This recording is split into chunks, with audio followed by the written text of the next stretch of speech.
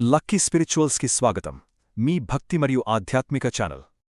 మనలో చాలామందిమే ప్రతిరోజు ఉదయం సాయంత్రం భక్తి శ్రద్ధలతో ఇంట్లో దీపం వెలిగిస్తూ ఉంటాం కదండి. ఆ దివ్య జ్యోతి మన ఇంట్లో ఒక సానుకూల శక్తిని, ప్రశాంతతను నింపుతుంది. అయితే మనం రోజు చేసే ఈ ఆచారంలో ఒక చిన్న విషయం గురించి ఎప్పుడైనా ఆలోచించామా? అదేంటంటే అసలు మనం దీపంలో ఎన్ని ఒత్తులు వెలిగిస్తున్నాం. ఈ సంఖ్య వెనుక ఎంతటి ఆధ్యాత్మిక ప్రాముఖ్యత దాగిందో ఇప్పుడు తెలుసుకుందాం. సరే, మరి ఈ విషయంలోకి ఇంకాస్త లోతుగా వెళ్దామా? ఎందుకంటే ఇది కేవలం ఒక చిన్న వివరమో ఆచారమూ కాదు. దీని వెనుక ఒక పెద్ద ప్రత్యేకతే ఉంది. మనం దీపంలో వెలిగించే ఒత్తుల సంఖ్య మనం చేసే ప్రార్థన యొక్క సంకల్పాన్ని, దాని శక్తిని కూడా ప్రభావితం చేస్తుందని మన శాస్త్రాలు చెప్తున్నాయి. అసలు దీపంలోని ఆ జ్యోతి అంటే ఏంటి? అది కేవలం మనకు కంటికి కనిపించే వెలుగు మాత్రమేనా? అస్సలు కాదు. అది మనలో పేరుకుపోయిన అజ్ఞానమనే చీకటిని తొలగించి జ్ఞానాన్ని ప్రసాదించే ఒక దివ్య శక్తి అన్నమాట. అందుకే దీపాన్ని మనం సాక్షాత్తు పరబ్రహ్మస్వరూపంగా భావిస్తాం. అంటే చూడండి, ఆ చిన్న దీపపు జ్వాల ఎన్ని గొప్ప ఆధ్యాత్మిక భావనలకు ప్రతీకగా నిలుస్తుందో.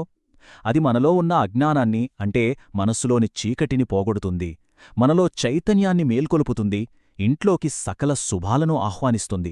అంతేకాదు, అది మనం భగవంతునికి సమర్పించే ఒక ప్రత్యక్ష నివేదనగా, సాక్షాత్తు దైవ సాన్నిధ్యంగా నిలుస్తుంది.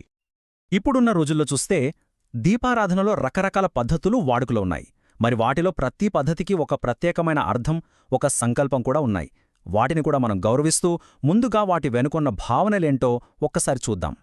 ఉదాహరణకి కొందరు చూస్తే ఒకే ఒత్తితో దీపం వెలిగిస్తారు. దీన్నే ఏకవొత్తి అంటారు. దీని వెనక ఉన్న భావన ఏంటంటే సర్వశక్తిమంతుడైన ఆ పరమాత్మ ఒక్కడే అని, ఆయనపైనే మనసును లగ్నం చేస్తున్నామని చెప్పడానికి ఇది ఒక సంకేతం. ఇక చాలా ఇళ్లల్లో మనం చూసే అత్యంత సాధారణమైన పద్ధతి 2 ఒత్తులు కలిపి వెలిగించడం. ఇది ప్రకృతి పురుషుల ఐక్యతకు లేదా సాక్షాత్తు శివశక్తుల ఐక్యతకు ప్రతీకగా భావిస్తారు.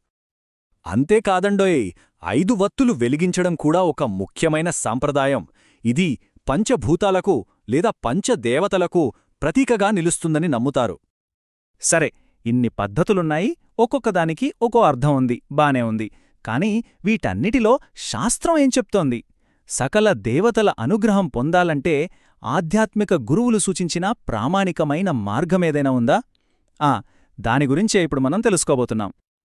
అవునండి, మన ఆధ్యాత్మికవేత్తలు, మన ప్రాచీన గ్రంథాలు ఈ విషయంలో ఒక చాలా స్పష్టమైన మార్గాన్ని మనకు చూపిస్తున్నాయి. మరి ఆ మార్గదర్శకత్వం వెనుక దాగి ఉన్న ఆ పవిత్రమైన సంఖ్య ఏమిటో ఇప్పుడు చూసేద్దాం. ఇక్కడ మనం గమనించాల్సిన ఒక అత్యంత ముఖ్యమైన విషయమేంటంటే, ఈ జ్ఞానం ఎక్కడినుంచి వచ్చిందంటే సాక్షాత్తూ ఆది శంకరాచార్యుల వారు పరంపర నుంచి మనకందిందని ప్రఖ్యాత ప్రవచనకర్త బ్రహ్మశ్రీ గరికపాటి నరసింహారావు గారు స్పష్టం చేశారు. అంటే ఈ పద్ధతికి ఎంతటి ప్రామాణికత ఉందో మనం అర్థం చేసుకోవచ్చు. శాస్త్రాల ప్రకారం విశేష ఫలితాల కోసం దీపంలో వెలిగించాల్సిన ఒత్తుల సంఖ్య 3. అవును, సరిగ్గా 3 ఒత్తులు. అసలు ఈ 3 ఒత్తుల వెనుక ఉన్న ఆంతర్యం ఎంత అద్భుతంగా ఉంటుందో చూడండి. ఆ 3 వేర్వేరు ఒత్తులు సృష్టికర్త బ్రహ్మ, స్థితికారుడు విష్ణువు, లయకారుడు అయిన శివుడికి ప్రతీకలన్మాట. ఈ మూడింటినీ కలిపి మనం ఒకే ఒక్క జ్యోతిగా వెలిగించినప్పుడు ఆ త్రిమూర్తుల శక్తులన్నీ ఏకమై వారి సంపూర్ణ అనుగ్రహం మనకు లభిస్తుంది. మరి ఇంతటి శక్తివంతమైన, ఇంత విశేషమైన ఈ పద్ధతిని ఆచరణలో ఎలా పెట్టాలి? చాలా సులభం. ఇప్పుడు మనం స్టెప్ బై స్టెప్ స్పష్టంగా తెలుసుకుందాం. చూడండి, ముందుగా 3 వేర్వేరు పత్తి ఒత్తులను తీసుకోవాలి.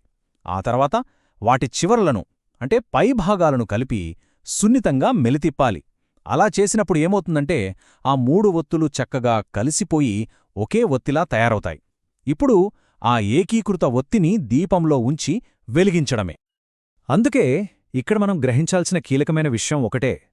3 ఒత్తులను కలిపి ఒకే జ్యోతిగా వెలిగించడం ద్వారా మనం బ్రహ్మ, విష్ణు, మహేశ్వరులను ముగ్గుర్నీ ఏకకాలంలో ఆరాధించిన వాళ్లమవుతాం. ఇది మనం చేసే పూజకు, మన ప్రార్థనలకు ఎన్నో రెట్ల శక్తినిస్తుంది. ఒక్కసారి ఆలోచించండి, కేవలం వత్తుల సంఖ్యలో మనం చేసే ఈ చిన్న మార్పు, దాని వెనుక ఉన్న ఈ లోతైన ఆధ్యాత్మిక అవగాహన మనం ప్రతిరోజూ చేసే దీపారాధనను ఎంతటి శక్తివంతమైన సాధనగా మార్చగలదు కదా. ఈ జ్ఞానంతో వెలిగించే ఆ దివ్య జ్యోతి మన జీవితాల్లోకి సాక్షాత్తు ఆ త్రిమూర్తుల ఆశీస్సులనే ఆహ్వానిస్తుంది. ఇలాంటి మరిన్ని ఆసక్తికరమైన వీడియోల కోసం దయచేసి లక్కీ స్పిరిచువల్స్ని లైక్ చేయండి, షేర్ చేయండి మరియు సబ్స్క్రైబ్ చేసుకోండి.